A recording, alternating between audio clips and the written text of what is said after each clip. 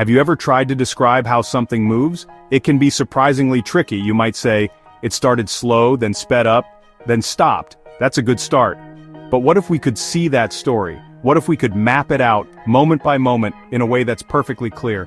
This is exactly what kinematics graphs do. They are a visual language. They take the complex, abstract concept of motion and turn it into a picture we can easily understand.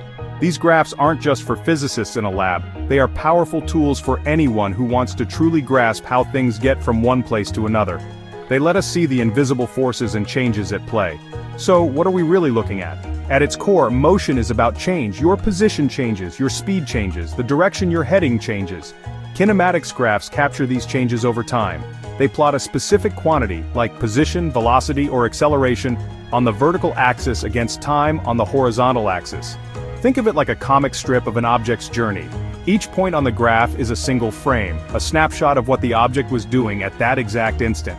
By connecting these points, we create a line or a curve that tells the complete story of the motion, from beginning to end, with all the details included.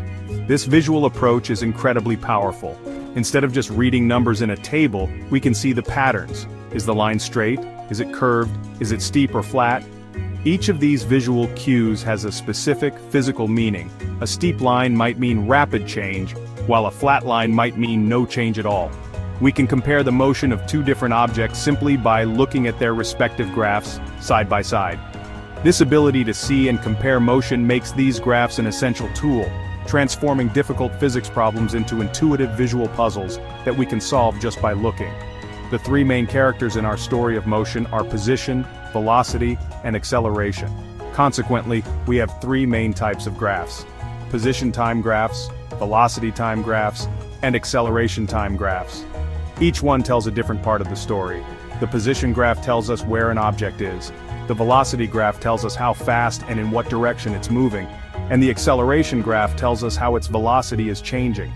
By learning to read these three graphs, you unlock a new way of seeing the world, a way to decode the hidden physics in every moving thing around you. Let's start with the most basic question: where is the object? This is the job of the position time graph. The vertical axis, the y-axis, represents the object's position relative to a starting point, or origin. The horizontal axis, the x-axis, is always time. So, every point on this graph tells you the object's exact location at a specific moment. If you see a point at 2 seconds 5 meters, it means that 2 seconds into its journey, the object was 5 meters away from where it started. It's like a GPS tracker's log, laid out for you to see. It's the most direct map of an object's journey. Now, what happens when we connect the dots? We get a line, and the most important feature of this line is its slope or steepness.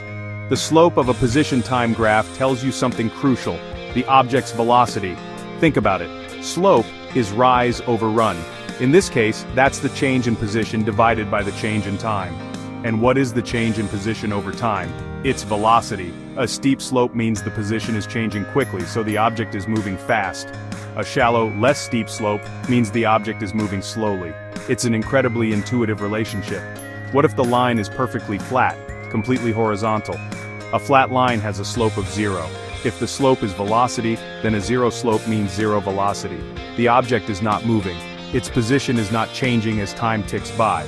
So, on a position time graph, a horizontal line means the object is standing still. What about a straight line that's sloped? A straight non-horizontal line has a constant slope. This means the object is moving at a constant velocity. It's not speeding up or slowing down, it's just cruising along at a steady pace. But what if the line is curved? A curve means the slope is changing. If the slope is continuously getting steeper, it means the velocity is increasing, the object is accelerating. If the curve is flattening out, the slope is decreasing, which means the velocity is decreasing, the object is decelerating or slowing down.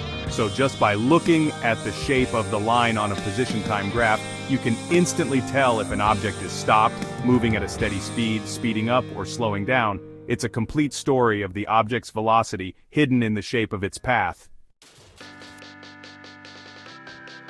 Now let's move on to the velocity time graph. This is arguably the most useful of the three.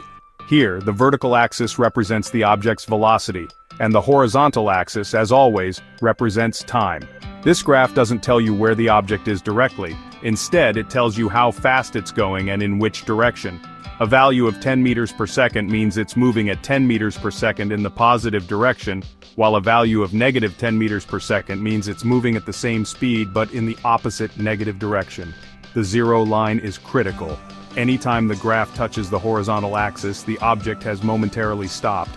Just like with the position graph, the slope here tells us something important. The slope of a velocity time graph is the rise over run, which is the change in velocity divided by the change in time. What is the rate of change of velocity? That's the definition of acceleration. So, the slope of a velocity time graph gives you the object's acceleration. A steep positive slope means a large positive acceleration, speeding up quickly.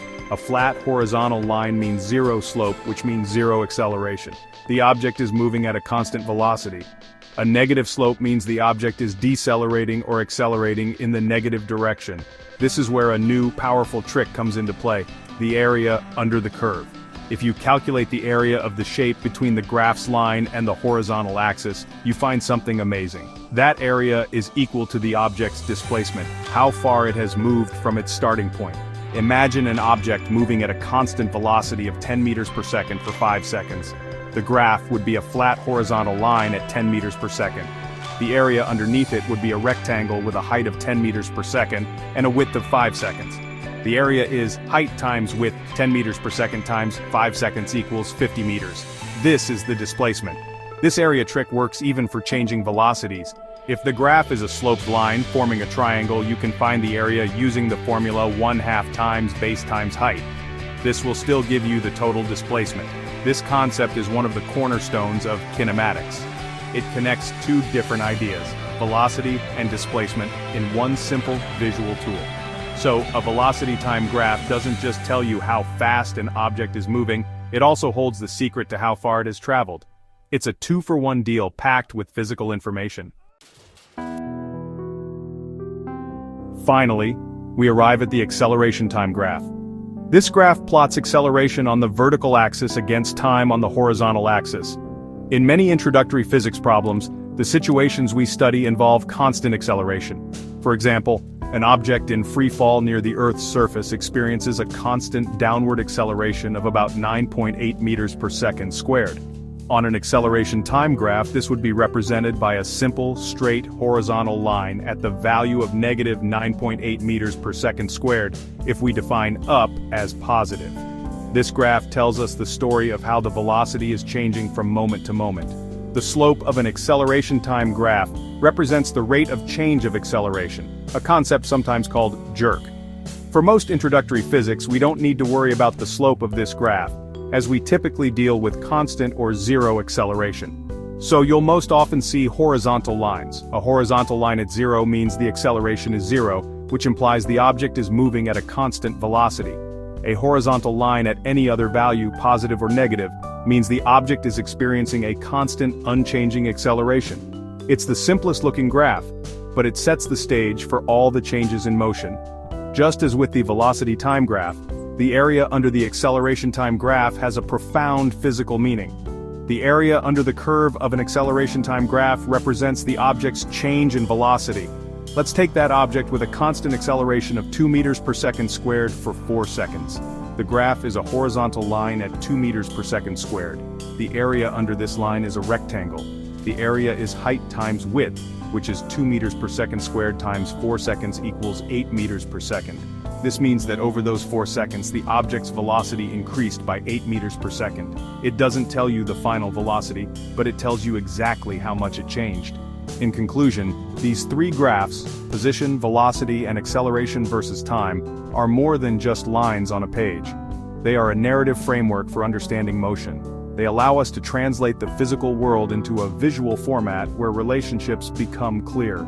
The slope of one graph gives you the value of the next one down. Slope of position is velocity, slope of velocity is acceleration. The area under one graph gives you the value of the one above it. Area of acceleration is change in velocity, area of velocity is displacement. Mastering these simple relationships gives you a powerful toolkit to analyze and predict the motion of anything, from a rolling ball to a distant planet.